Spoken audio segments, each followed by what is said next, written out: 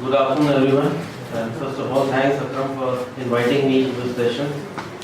I believe that your foreign trade policy session is already done, and I can sense out that there is some community from who are exporters as well as some who have interest in exports and could be the budding exporters, and some people with a learning experience.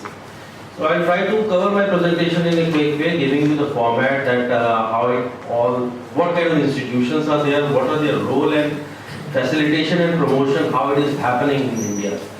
Yeah, in the foreign trade policy, the broad objective of FTP is to provide competitiveness to Indian exports through various schemes, number one. Second is managing the exportability and importability of the product.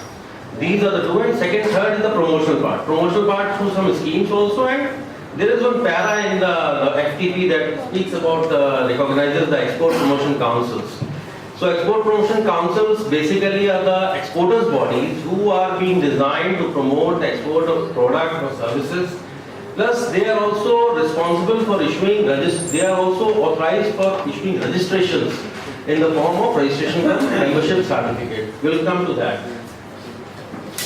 This FTP Appendix 2T, in the appendix, that is defined more than around 25 to 30 organizations are there who are recognized and given the status of Export Promotion Council. So you need to segregate the status that one are the industry associations, the second are the Export Promotion Councils. Like FIEO, ASSOCHAM and CII, these are the industry bodies. And there are a set of organizations who make them slightly different from these organizations because these are export-centric. So these are the main functions of export promotion councils. They need to do the hand-holding of exporters to training, workshops, awareness programs, and most of the EPCs, all EPCs are doing that. Plus the commercial useful information, that is the commercial intelligence, that is also important. So most of the EPCs do have a tie-up with the Indian embassies or the foreign embassies. They keep on getting the kind of the updates on the trade and tender queries, and they circulate it among their members. Third is the certificate of origin. This is important because certificate of origin, you see that we are certifying that the products are of Indian origin. In general trade, your buyer can ask that we need a certificate of origin, in spite of the fact we don't have a trade agreement with that country also. But once we have a trade agreement, the certificate of origin becomes preferential certificate of origin. It means that it gives you a duty, it gives a market access to you. You see, suppose India has a trade agreement with China and India has a competition with Bangladesh. Bangladesh doesn't have an agreement. So when Indian goods go there, they get a duty concession. So that is the fact. So we are more competitive. Again, it provides more competitiveness to us if we have a trade agreement. In detail, I will tell you in more slides. And third is the trade fairs and exhibitions and buyer seller meets. This is extremely important to provide visibility to Indian products as well as to Indian exporters abroad. So most roughly around 300 to 400 exhibitions annually are supported by Department of Commerce, and those exhibitions are financially supported, and some assistance is also given to exporters who participate in those exhibitions. And undertaking studies, some EPCs are doing it, and as a FIEO, we are actively doing lot of studies that I will share in the next slide. And the last and the most important is the issue of RCMC. Then RCMC is registration of membership certificate. When you go to the foreign trade policy, you want to avail any benefit of foreign trade policy. You want to have a license, you want to have an EPCG, you want to avail MEIS benefit or anything. Then you need to, policy states that you need to have an RCMC. Now, who is going to issue that RCMC? For different products, there are different councils. You see, this is the bifurcation of the EPCs that we have in India as of now. 14 are under Commerce Ministry, 11 are under Textiles, Commodity Boards are 7. Ministry of Communications, there is 1, that is ESC, and Ministry of Economic and Development Authority. Now, you see, if you go in detail, you see, for the chemicals, we have a separate body. For cashew, we have cashew EPC. For chemical and allied products, we have a leather EPC. For leather, we have an EPC. So nearly for all the products, we have an EPC. For handicraft, for you name it and you have it. For engineering, for textiles, Textiles, we have 11 EPCs. For wool, different EPCs, silk, apparel EPC. So, lot of EPCs are there. But what comes when you are dealing in multi-product? The policy says that you need to obtain an RCNC from an EPC from your main line of business. Now you are in startup, you don't know your main line of business, you start to become merchant exporters. Now you want to deal in multiple products. From which EPC you will go? So FIEO is the nodal agency for registration of multi-product exporters. So we are the only one who can register multi-product. And in Northeast, this authority has been given to Shalek EPC.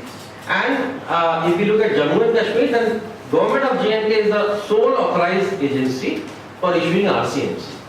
So all the agencies are issued by, notified by DGFT only, under the FT. You see, the commodity boards have a different role. They are directly under the government. They deal with the plantation products, the production, promotion, their harvesting, post-harvest. They do a lot of extension services also. And APEDA is for the agriculture and the food products, plus APEDA, let me share that NPOP, that is the National Program for Organic Production. APEDA is a nodal agency for that also. And they have built a trade snack system through which the organic production, once you are exporting organic products, it has to be through trade snack system, where they track it from the farm level till the consumer level. Traceability has to be there for organic, which they maintain. Now let me tell you something about my organization. We were set up in 1965 and presently we have 25,000 direct membership on pan-India basis. Roughly we have around 15 plus offices across India. And in terms of business delegations, you go to a website and every day one FIEO event is happening. Anywhere in India, somewhere it must be happening. And business delegations, we are roughly sponsoring around 40 business delegations and exhibitions, providing opportunity to more than 500 exporters annually. And all these are subsidized under the government schemes. We have roughly around more than 70 MOUs. MOUs are also important and play a critical role in terms of export promotion, because once we go abroad, we in delegation, then we need to have a counterpart who can do the right kind of matchmaking for you. Representatives we are at the highest level of the Government of India and all the boards like RBI, ECGC, Board of Trade and all the organizations we have. This is a unique facility that we have. If you have any query, you go to our website on Wednesday 3 to 5, it is an online chat. You file any query and you will get an immediate response on that. And if some issues are to be resolved later, then we can send you by mail also. So this is the unique feature that we have. Plus we also host lot of webinars, because we need to take, since we want that government should do digitization, and so we should also encourage digital initiatives. So we have started recently doing a lot of webinars also, so that sitting in your office you can attend those sessions.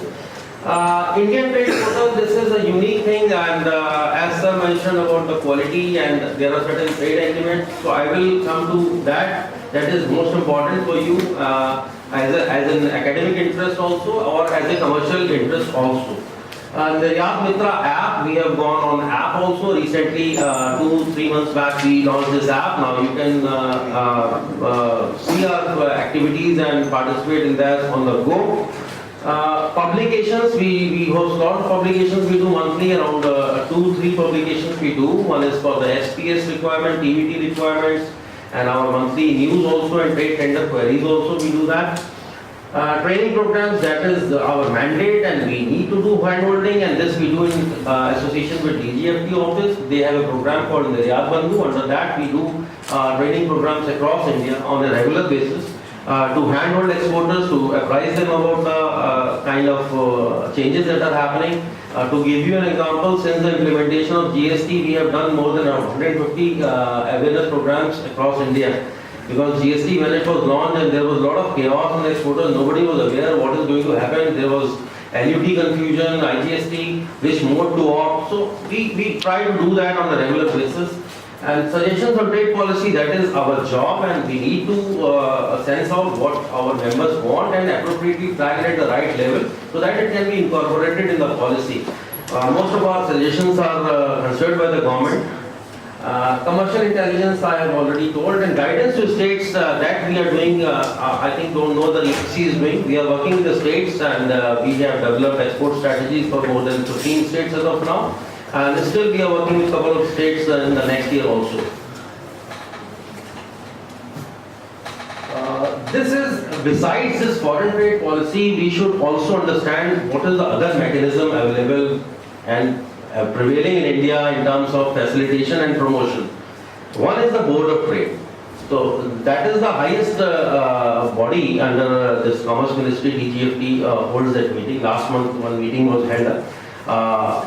The Board of Trade is chaired by the Commerce Minister, and all the EPCs are its members, along with some invites, other invitees also at the local associations or whomsoever they feel have some relevance for the exports, and if they want to join this Board of Trade, they can submit their request and the ministry can consult it. The idea is to monitor it, the progress of different sectors, because right now the Commerce Ministry initiative is to develop sectoral strategies also. So this Board of Trade plays an important role, and a lot of issues are discussed in that and length, and most of them are considered also. But we should also understand that exporters issues are not only related to DGFT, it is related to Ministry of Finance also. Department of Revenue also has a role to play. Because exporters sometimes, if they want more export benefits, then somebody has to pour in more funds. So some for the ministry has to depend on other organizations, and they take up with those respective organizations to get it addressed. This custom consultative group, the exporter committee must be aware of that this is a regular group which meets annually twice, 2 times in a year to deal with the custom issues. Because you see, custom has a lot of issues once you do exporting. To give you an example, that once you export, you get an MEIS benefit. You must have heard of it. That is, irrespective of whatever you are merchant or manufacturer, based on the FOB value, you get certain scrip. That is called the duty credit scrip. Now that duty credit scrip, once you utilize it, if you want to import, then you can offset your import duty through that scrip. Now you have to go to the customs to register that scrip. Once you go to the customs, custom will again verify through DGFT whether this scrip is genuine. You see, we are taking up all kind of issues. Now, for example, as of now, sir, we want to export from ICD, so we need to register to this port. We want to export through Navashiva, again we need to register to. These kind of issues are still there that needs to be addressed, but on a regular basis, custom has also taken a lot of measures in the last 2 years, and that is reflected in our ease of doing rankings also. They have taken a lot of measures, but still some tickling issues because the interpretation of the law at different custom houses sometimes differ. So that is also an issue that can be taken in these forums. Now this export commissioners and export strategy or export policy, this is a new thing that came up during the announcement of this policy. When this foreign trade policy 2015-20 was announced, it carried for the first time there was an FPP statement. Because you see, the government realized that we are making the policies, but all the factors of the production lies with the state. So we need to bring in both the state governments on board for export promotion. So they mentioned that all the states should appoint an export commissioner, and nearly all of them have appointed an export commissioner. Although they have given their secretary industry the additional role of this export commissioner, some have appointed a dedicated person for that. So states are appointing that, states are bringing on their export strategies on which we are helping them to go on each state and develop the export strategies. This is Council for Trade Development. Now again, this was notified in 2015, and 4 meetings of this council have already taken place. The structure of the council like this: Commerce Minister is the chair of the council, and all the industry ministers of all the states are its members. So they are again deliberating with the states on the export matters.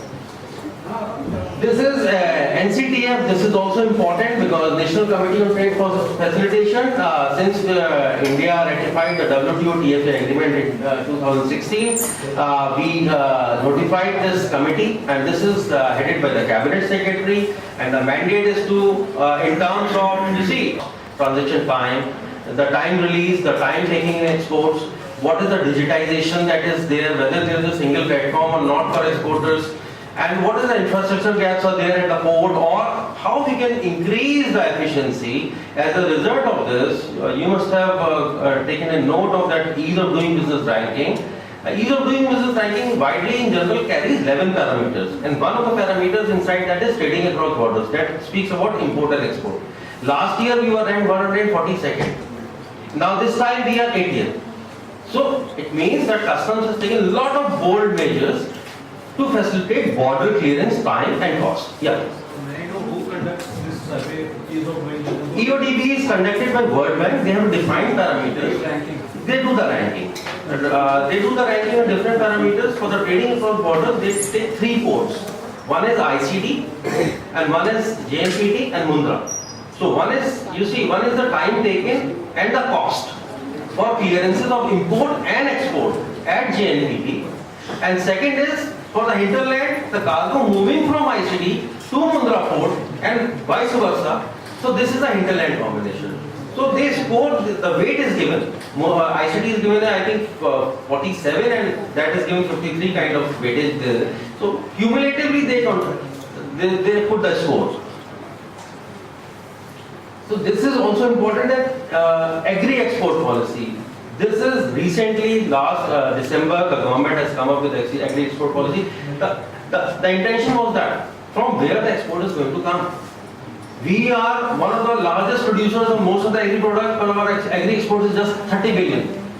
So the government with this policy tried to give more focus on the agri exports to take it to 60 billion, doubling it by 2022. So that is the intention, and PEDA has helped them in bringing out this policy. So this speaks about the pre-harvest, because you see, agri is a very, you see, MSP is one issue. MSP, they want to support the farmers, but the MSP price is not internationally compatible.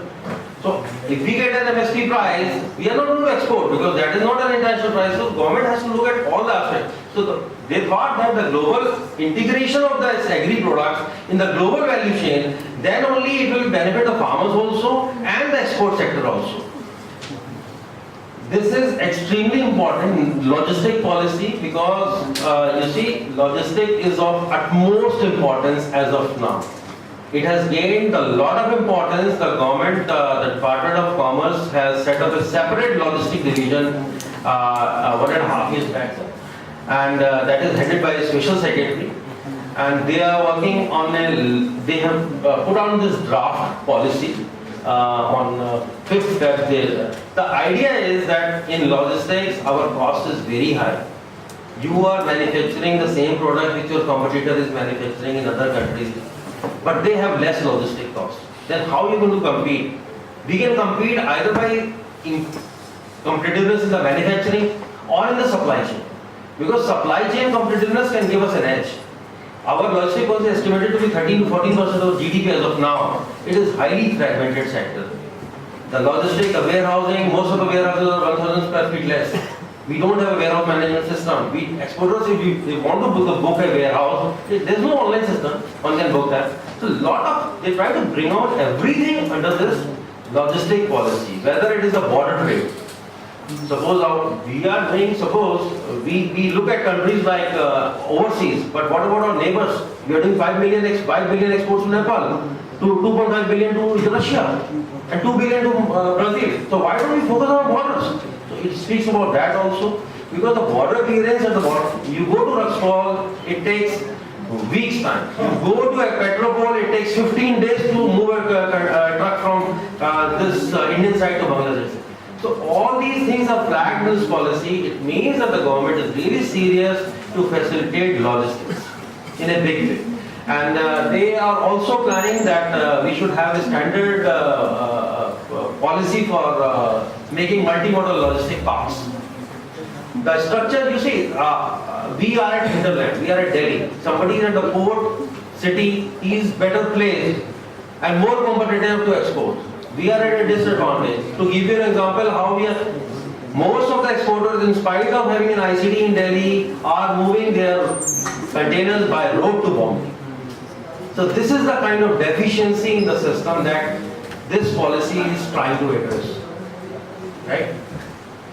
And this is e-commerce. This was 1 week earlier only.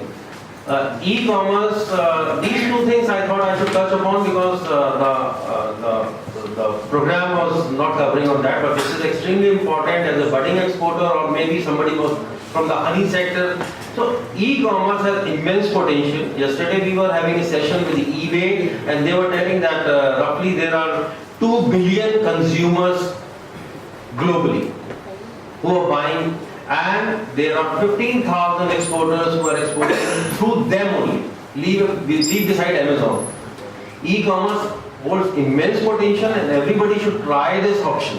In spite of their regular exports or in spite of their academic things, they can try this, go for it. It's extremely simple. But there are some tinkering issues that we have flagged to the government on this policy, like through foreign post office, there is only 3 post offices from which you get an MEIS benefit. Plus we are asking the government to revise the limit again also. It has now been revised. Earlier it was 25,000 would be considered through courier mode you can export. Now government has come up with 5 lakh limit. Because you see, if we are, and there are only 5 categories of products that are allowed to be exported. All products are exported, but export benefit will be limited to 6 categories of products. Then why not we have more products? Somebody is exporting jewelry, somebody is exporting lehengas and all things like that. These are high value items. So government has realized that and they have increased the limit also. So these are some of the important things. And this is logistics I have already covered, and we have slightly increased in the ranking part. There are a lot of agencies. You see, the movement of the goods and the movement of the clearance is not a linear process in India. You are filing documentation somewhere else, the goods are somewhere else, and there are so many agencies in the pipeline who are going to clear and give NOCs, things like that. So the government is moving in that direction. They are moving that single window system has been put in place by the customs, but out of the 16, 17 agencies, only 6, I think 8 are there for the imports and only 1 is there for the exports. So still, but in spite of the single window, a lot of paperwork is being done. So it is not in the single, absolute sense, it is not a single window. But national logistic policy is aiming to build a single national logistic portal. And I believe it will be from all the NOCs to the booking, and they are going to create a marketplace also. Because idea is that we are in Delhi, we can get a CHA, we can get a reefer, we can get everything. But if we talk about agri exports, we need a reefer also.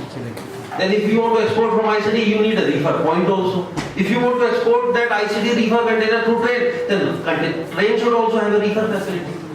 So, to facilitate on pan-India, particularly the hinterland people, national logistic, this portal is really going to help.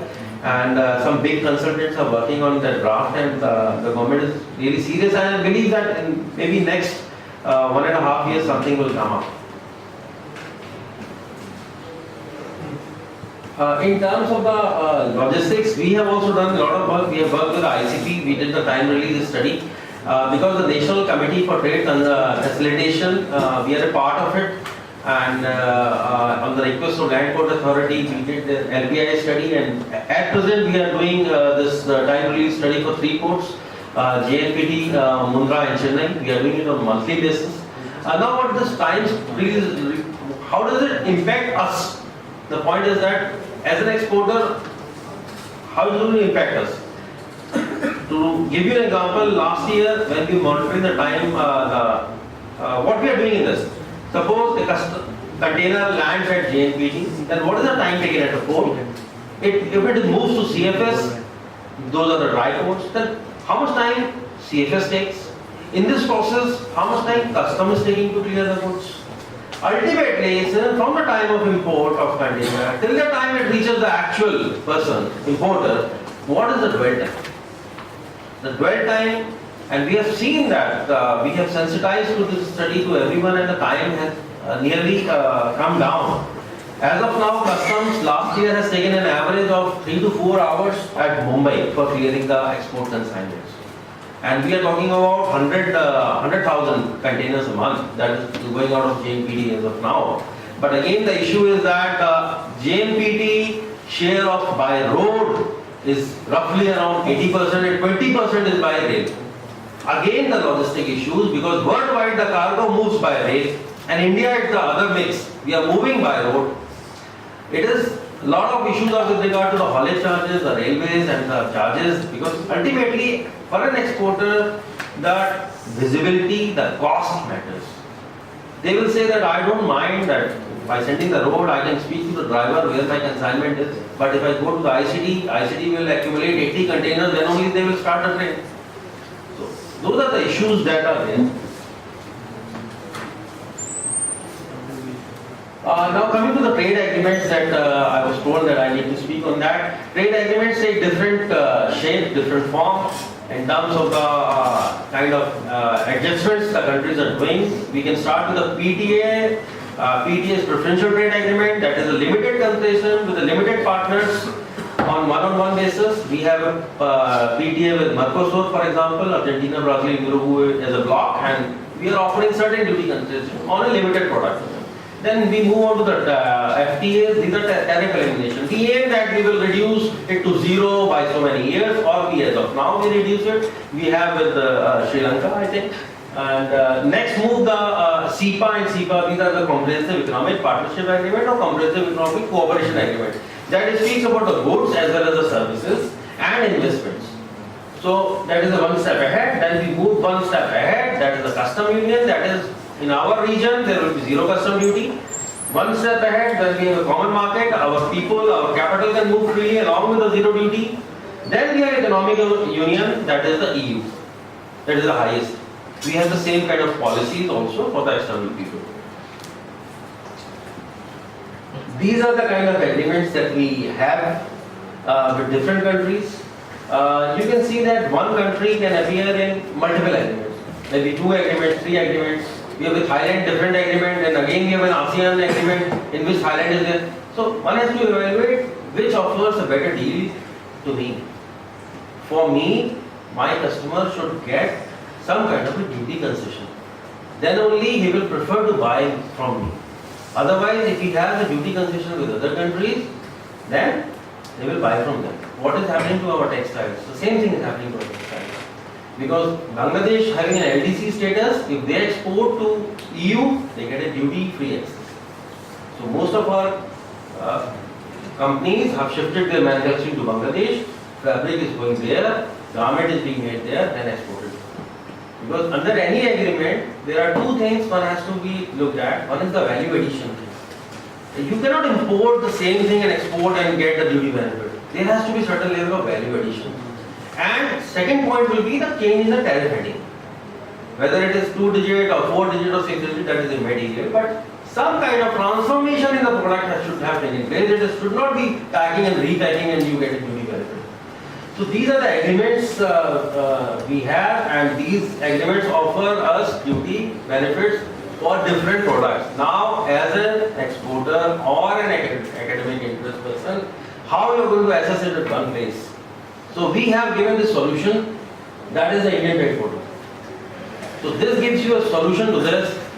You are planning to export to 5 countries, you select those countries, select your product, and which product you are going to, that will lead you to the HS code level.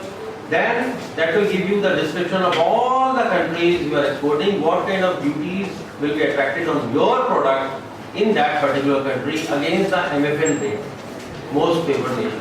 Most favored nation is not the most favored, it is for all. What we are giving to all the countries, that is the most favored nation rate, and second is the preferential rate, right?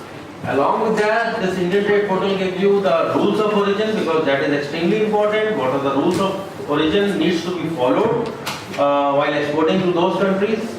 It also speaks about, covers the global trade and tender queries. We have given access to all the Indian missions and they directly themselves post those queries on this portal. Over 6 million hits have already taken place from this portal, which we manage and which we update on a regular basis. Because if we are giving you want to export now, then what is the tariff now? It should not be what is 2 months back. You need to do your calculations and everything.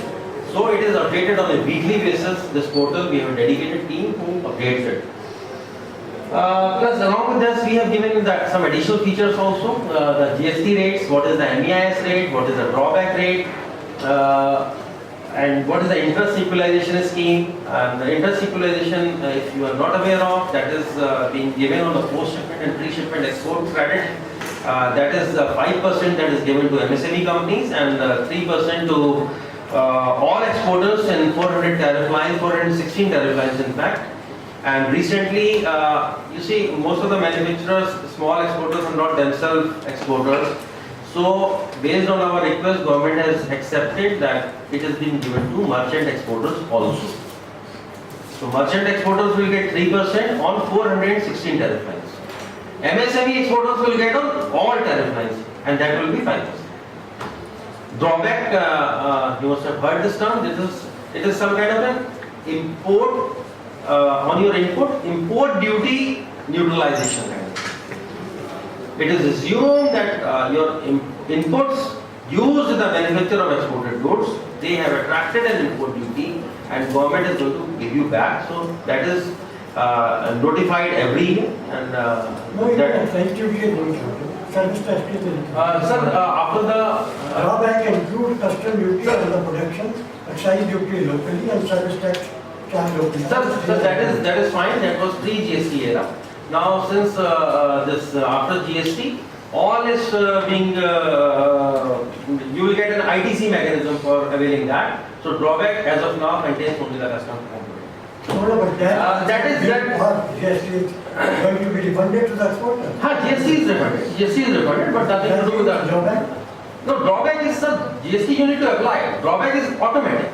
So there is a difference to that. Any product attracting custom duty and the product imported going into the production, excise duty having been levied because the product has been produced in the country, service tax levied here because the product has, if they get exported, all the three under Has to be. They have already fixed the drawback. There is a fixed rate already announced every year, which is the rate announced for your product. If you export that product with it, if you want to get your drawback fixed, because you feel it is less than 3/4 of that, you can get it fixed and can get, provide all the data and get it. That is the branded, you can do that.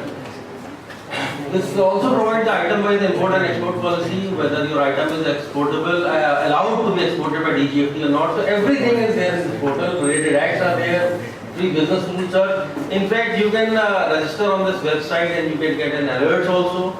As Maheshwari ji was talking about the quality, so this portal also covers the quality aspects because you see SPS is sanitary and phytosanitary standards are one and technical barriers to trade are the second. That is on the plant and animal. That is chapter 1 to 10 is covered under SPS and the rest are in the DBT that speaks about the standards. Now how you will get it at one place? So this is the place and I'll tell you one search output how it will still look like this. We have searched on the 6205 that is textile segment. We try to search, we try to export to Japan, Korea, UK, Vietnam, Thailand. At one go we wanted to search on that. We can see that under CIPA our product is getting 0% against the MFN of 7.4%. So we are 7.4% competitive, there are competitors who don't have an agreement. Similarly in South Korea it is under South Korea we have two agreements, one is APCA and one is CIPA. In APCA we have no preference. But in CIPA we have 0% access. So similarly for other countries also one can look at it and find out what is the actual position, what is the benefit my customer is going to get if they buy from me. On the left side you can see SPS TBT, you can click on that country's SPS TBT, it will tell you what is the regulation, what are the standards, you can go through the respective notifications and these contain the MRL, standards, labeling, packaging. What is the relevance of the standard? You can see that on the top there is export policy. First check whether this product is allowed to be exported or not. What is the drawback? Drawback will help you in doing the proper pricing. Then the interest subvention. If you are eligible for that, you will get a pre-shipment and post-shipment export finance in rupees. GST, what is the GST? Already GST, you might be told in the previous sessions that under GST exports are zero rated. The government has provided us two options, either we pay GST, IGST and get it back automatically, or we export under LUT, letter undertaking, and for which we need to apply for an ITC input tax credit that is accumulated on our inputs. Last is the NEIS. You can see that NEIS benefit is there. So at one go, this portal is going to provide you everything. You should definitely visit that portal, and that's all from my side.